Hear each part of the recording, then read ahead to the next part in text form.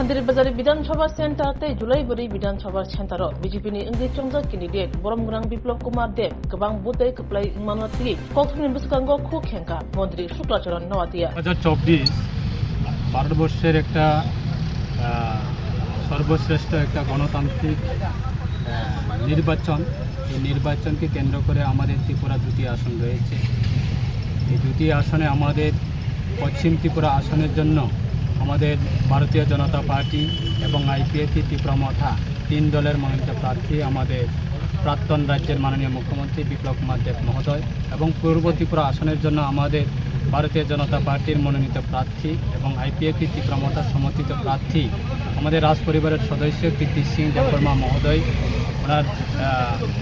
ওনাকে মনোনীত প্রার্থী করানো হয়েছে। তাই এই নির্বাচনে আমাদের সারা ত্রিপুরা রাজ্যে প্রায় পূর্ব ত্রিপুরা এবং পশ্চিম ত্রিপুরা আসনে আমাদের এই শান্তিবাজার সাব ডিভিশন এলাকাতে এসডিএম সাহেবের জুরিডিকশন এরিয়াতে আমাদের পশ্চিম ত্রিপুরা একটা বিধানসভা পড়েছে এবং পূর্ব ত্রিপুরার জন্য একটা বিধানসভা পড়েছে।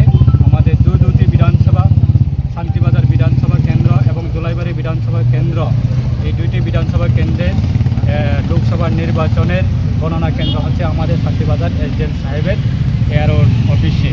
এই আজকে ভোর সকাল থেকে কাউন্টিং শুরু হয়। এই আজকে প্রায় দুপুর 12:30-1টা নাগাদে আমাদের প্রায় কাউন্টিং শেষে আজকে আমরা আমাদের এসডিএম সাহেব ওনার মাধ্যমে আমরা আজকে কাউন্টিং শেষে আমরা যে রেজাল্টগুলি আমরা জানতে পেরে যে আমাদের এই শান্তিবাজার বিধানসভা কেন্দ্রতে আমাদের রাজ্যের আমাদের প্রাক্তন মুখ্যমন্ত্রী বিপ্লব কুমার দেব মহোদয় উনি পেয়েছেন আজকে এই শান্তিবাজার বিধানসভা কেন্দ্রের এবং পশ্চিম ত্রিপুরা আসনের ক্যান্ডিডেট প্রায় 30,000-এর উপর ভোট পেয়েছে এবং যারা বিরোধী ক্যান্ডিডেট রয়েছে তারা প্রায় 9,000-এর মতো সামথিং তারা ভোট পেয়েছে। 21,000-এর ভোট প্রায় ব্যবধানে আমাদের প্রার্থী বিজয় হয়েছে এই বিধানসভা কেন্দ্র থেকে। তাই আমাদের এই শান্তিবাজার সাব ডিভিশন এলাকা এসডিএম সাহেবের জুরিডিকশন এরিয়াতে জুলাইবাড়ি বিধানসভা কেন্দ্র রয়েছে, সেটা হচ্ছে আমাদের পূর্ব ত্রিপুরা আসনের প্রার্থীর কেন্দ্র করে। তাই সেই আমাদের জুলাইবাড়ি বিধানসভা কেন্দ্র থেকে আমরা ভোট পেয়েছি, আমাদের প্রার্থী প্রায় 29,000-এর উপর ভোট পেয়েছি এবং যারা বিরোধী রয়েছেন তারা পেয়েছে প্রায় 9,000-এর উপর ভোট। তাই সেখানেও আমাদের প্রায় 19,000 ভোট ব্যবধানে আমাদের প্রার্থী আমাদের জুলাইবাড়ি বিধানসভা কেন্দ্র থেকে বিজয়ী হয়েছে। তাই আজকে আমরা শান্তিবাজার বিধানসভা কেন্দ্র এবং জুলাইবাড়ি বিধানসভা কেন্দ্রে সমস্ত আমাদের সম্মানিত যারা ভোটাররা রয়েছেন, যারা আমাদের ভোটাররা রয়েছেন তাদেরকে আমরা আমাদের দলের পক্ষ থেকে এবং আমাদের ত্রিপুরা রাজ্য সরকারের পক্ষ থেকে অসংখ্য ধন্যবাদ জানাই। তাই দেশের প্রধানমন্ত্রীর পক্ষে রায় দিয়েছে এবং দেশকে আরও শক্তিশালী করার ক্ষেত্রে এবং আগামী দিনে আমাদের এই দেশের প্রধানমন্ত্রী ওনার যে বিকশিত ভারত সংকল্প উনি যে তৈরি করার যে একটা সংকল্প সেটাকে সমর্থন জানিয়ে আজকে আমাদের সারা রাজ্যে সারা ভারতবর্ষে নির্বাচনে ফলাফল চলছে, কাউন্টিং চলছে।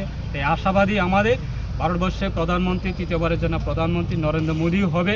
এই নির্বাচনে কাউন্টিংয়ের শেষে রেজাল্টটা পজিটিভ বের হবে। আমাদের দল এনডিএ সরকার পুনরায় আবার তৃতীয়বারের জন্য গঠন হতে চলেছে, শুধু সময়ের জন্য অপেক্ষা।